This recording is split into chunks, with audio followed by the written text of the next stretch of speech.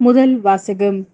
கொரிந்தியருக்கு எழுதிய முதல் திருமுகம், அதிகாரம் 2, திருவசனங்கள் 10 முதல் 16 வரை.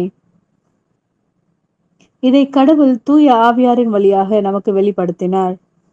தூய ஆவியாரே அனைத்தையும் துருவி ஆய்கிறார். கடவுளின் ஆழ்ந்த எண்ணங்களையும் அறிகிறார். மனிதரின் உள்ளத்தில் இருப்பதை அவரில் இருக்கும் மனமே அன்றி வேறு எவரும் அறிய முடியாது அன்றோ? அவ்வாறே கடவுள் உள்ளத்தில் இருப்பதை அவர் தம் ஆவியை அன்றி வேறு எவரும் அறியார். ஆனால் நாம் இவ்வுலக மனப்பாங்கை பெற்று கொள்ளவில்லை, மாறாக தூய ஆவியை கடவுளிடமிருந்து பெற்றுள்ளோம். இவ்வாறு கடவுள் நமக்கு அருளிய கொடைகளை கண்டு உணர்ந்து கொள்கிறோம். ஆவிக்குரியவர்களுக்கு ஆவிக்குரியவற்றை விளக்கி கூறும்போது நாங்கள் மனித ஞானத்தால் கற்றுக்கொண்ட சொற்களை பேசுவதில்லை, மாறாக தூய ஆவியார் கற்றுத்தரும் சொற்களையே பேசுகிறோம். மனித இயல்பை மட்டும் உடைய ஒருவர் கடவுளின் ஆவிக்குரியவற்றை ஏற்றுக்கொள்வதில்லை. அவை அவருக்கு மடமையாய் தோன்றும். அவற்றை அவரால் அறிந்து கொள்ளவும் முடியாது. ஏனெனில் அவற்றை தூய ஆவியின் துணை கொண்டே ஆய்ந்துணர முடியும். ஆவிக்குரியவரோ அனைத்தையும் ஆய்ந்துணர்வார். எவரும் அவரை ஆய்வுக்கு உட்படுத்த முடியாது.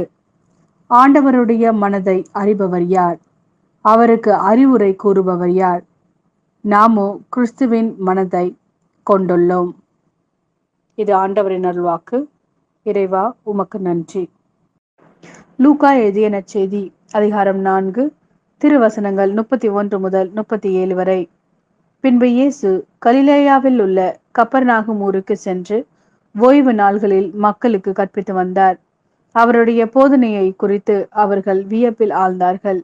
ஏனெனில் அவர் அதிகாரத்தோடு கற்பித்தார். தொழுகை கூடத்தில் தீய ஆவியான பேய் பிடித்திருந்த ஒருவர் இருந்தார். அவரை பிடித்திருந்த பேய், ஐயோ, நாசரேத்து இயேசுவே, உமக்கு இங்கே என்ன வேலை? எங்களை ஒழித்து விடவா வந்தீர்?